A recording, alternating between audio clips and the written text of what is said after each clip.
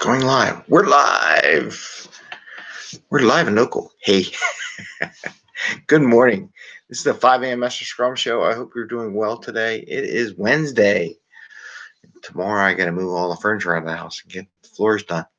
Anyway, that has nothing to do with Scrum, though it is a peak time of effort. This is our 435th episode. I am Greg Mester, Scrum Master and Agile Coach, and we're here to talk about Agile and Scrum in a practical and tactical way. And it's funny, I always think about the practical and tactical, and sometimes I forget about theory, but doing it so long, I just forget the proper terminology sometimes. But we'll do that later. Anyway, what do we talk about today? Talk about value. Bring value to the customer in a way that you're not working 60, 80 hours a week and you balance work and life. Go visit your family and friends every once in a while. Have some fun, right? Have some fun at work.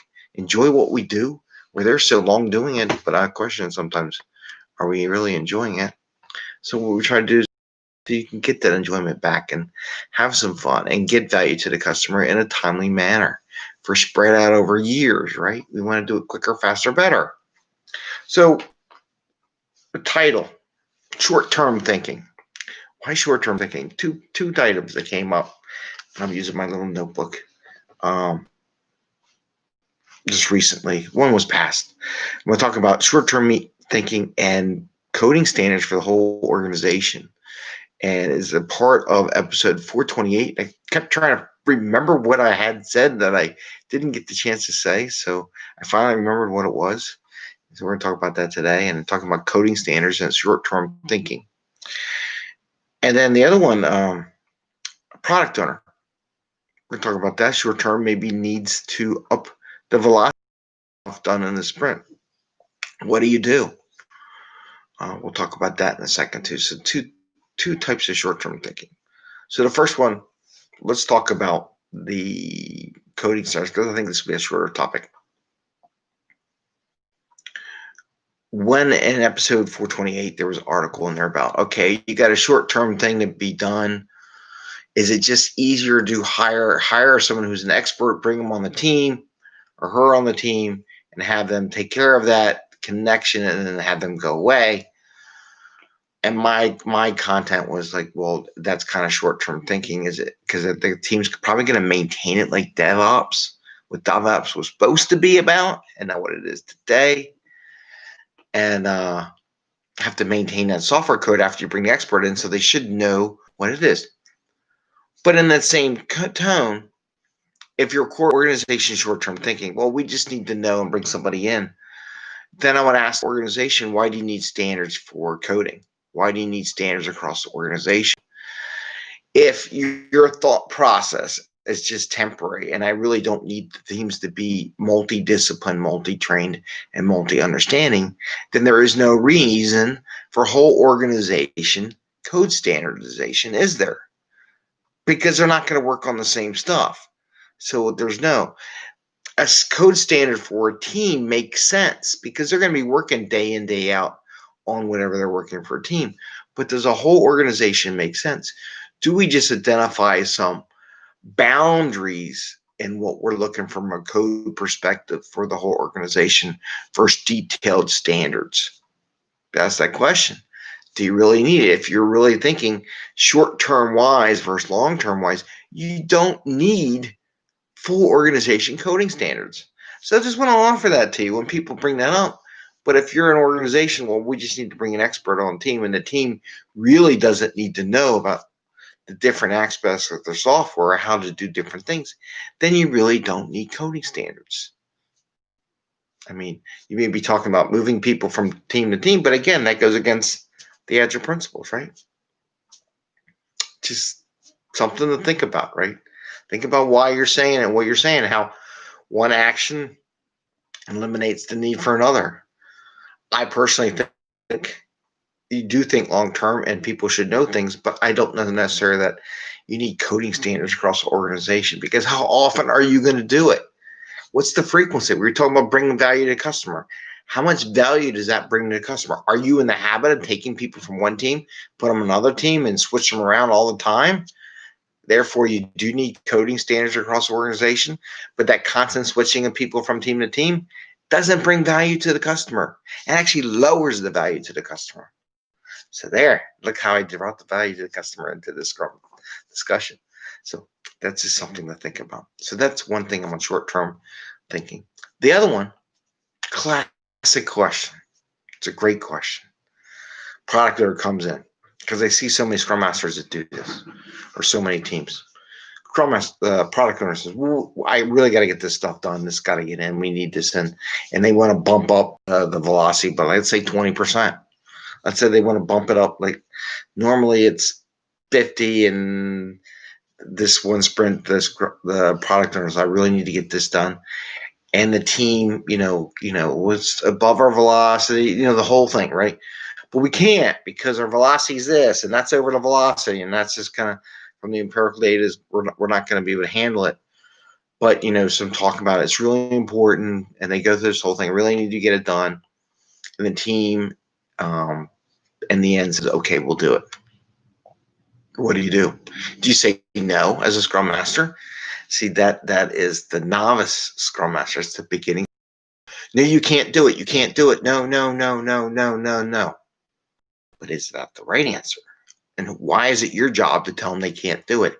It's not your job. Your job is to guide the team and help the team understand the ramifications of such actions, how they will adapt when it doesn't work, right? And most likely not all the work's going to get done. And someone asked me that question the other day, and my answer was probably, I think they were surprised by my answer because I didn't say, well, you tell them, no, you can't do it. But that's not true, right? So what you tell them is like, okay, we need to get this done. We need to make sure we prioritize all the work in the backlog. Got to make sure the team understands what's the most important thing. If this is so important, you got to get all this work done. You as a product owner, we need you to prioritize the work because the most likelihood something's not going to get done, right? It's just not going to happen. But we need everybody on the team, the developers, the product owners, stakeholders, to understand that some of it may not get finished, right? And it's just going to happen. As long as they understand that and that ramification, and they don't go pointing fingers, you did this, you did that, blah, blah, blah, blah, blah, you failed, you didn't do that, then you're good. The safety is there. So as long as the safety and trust between the product owner, stakeholders, and the team is there, and there's a push, and they said, hey, we really want to push it because we know this is done, and we may or may not get it, right? We may have to work some overtime. Okay, right? But we as Agile coaches, as Scrum Masters, have to make sure that everybody understands the risks involved, right? And the ramifications. Now, the question is, do you continue this pace? No, you're going to burn out, right? So there's a little things that, okay, we can't keep this pace up. Yeah, it was a hot thing, but if you're going to tell me everything's hot every day, then you're managing your stuff wrong, and we need to rethink about what we're doing, right?